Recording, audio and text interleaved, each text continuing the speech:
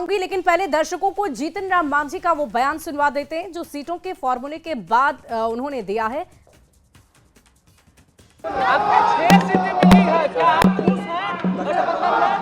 Parliament में हमको एक सीट मिली थी तो हम क्या थे? पार्लियामेंट में हमको एक सीट मिली थी तो हम क्या थे? नाराज थे। वैसे यहाँ अगर 6 सीट की बात की गई है तो आला कमान का निर्णय है, उसको हम सिरोधार्य करते हैं। चिराग पासवान जी को 29 सीटें मिली है, दूसरे को क्या मिली है ये तो हमारे आला कमान समझ सकते हैं, लेकिन ये बात सही है कि हमको जो मिला है हम लोग सब संतुष्ट हैं। एनडीए के सभी घटक दलों में सीटों के समन्वय की घोषणा हो गई। बीजेपी और जेडीयू 101 सीटों पर लड़ेंगे।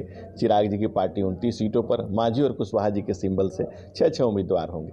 243 सीटों पर एनडीए लड़ेगा, मजबूती के साथ लड़ेगा। एक मजबूती के साथ एक मुट्ठी की तरह पांचों दल मिलकर एक साथ चुनाव लड़ेंगे, 243 सीटों पर लड़ेंगे।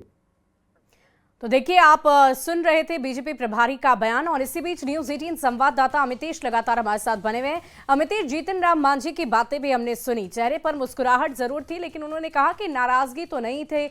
लोकसभा चुनाव में भी जब हमने एक सीट पर लड़ाई लड़ी तो भी नाराजगी नहीं थी और आज भी नहीं है। लेकिन क्या हम समझे आखिर कहां पर कॉम्प्रोमाइज किया गया होगा, कैसे जीतन राम मांझी को मनाया गया होगा? क्योंकि वो बार बार एक ही बात की चर्चा कर रहे थे कि मान्यता प्राप्त तक पार्टी को सीटें मिलनी चाहिए। जी हाँ, जीतन राम मांझी लगातार इस बात को लेकर दबाव बना रहे थे कि कम से कम 15 सीटें लड़ें, और इतना नहीं तो अंत में आकर के डबल डिजिट की मांग कर रहे थे। डबल डिजिट में जब उनकी सीटों की संख्या होगी तो 8 सीटें जीतेंगे, उसके बाद फिर हमें मान्यता प्राप्त दल के तौर पर मोहर लग सकती है हमारी पार्टी की। अभी निबंधित पार्टी है, लेकिन जनरली जब होता है कि सीटों की संख्या देखना होगा। जेडीयू बीजेपी किसी भी हालत में ट्रिपल डिजिट से नीचे नहीं आ सकते थे।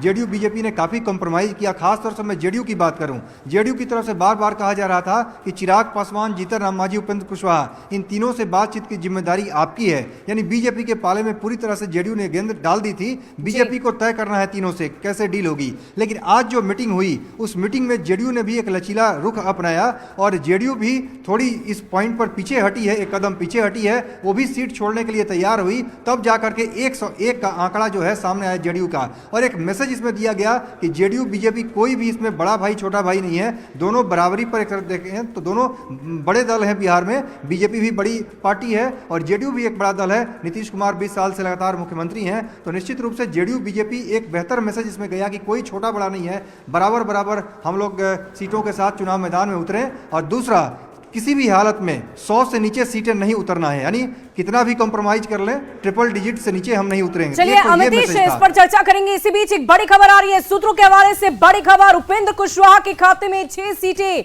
कौन कौन सी गई है ये भी जान लीजिए। सासाराम, दिनारा, उजियारपुर, महुआ, बाजपट्टी, मधुबनी। और देखिए, ऐसी संभावना है कि ये सीटें उनके खाते में जा सकती है। उपेंद्र कुशवाहा के खाते में ये 6 सीटें जा सकती है, ऐसा हमारे सूत्र बता रहे हैं। बड़ी खबर आपको बता रहे हैं, उपेंद्र कुशवाहा को फिलहाल सीटों के फॉर्मूले में 6 सीटें दी गई है, और ये 6 सीटें कौन कौन सी हो सकती है, क्या संभावनाएं हैं, वो हम आपको बता रहे हैं। सासाराम, दिनारा, उजियारपुर, महुआ, बाजपट्टी, मधुबनी। और देखिए, न्यूज़ 18 संवाददाता अमितेश लगातार हमारे साथ अधिक जानकारी के साथ जुड़े हुए हैं। अमितेश, ये बताइए कि कुछ ऐसी भी सीटें इसमें शामिल है क्या जो हमारे सूत्र बता रहे हैं जिसकी डिमांड उपेंद्र कुशवाहा पहले से करते आ रहे थे?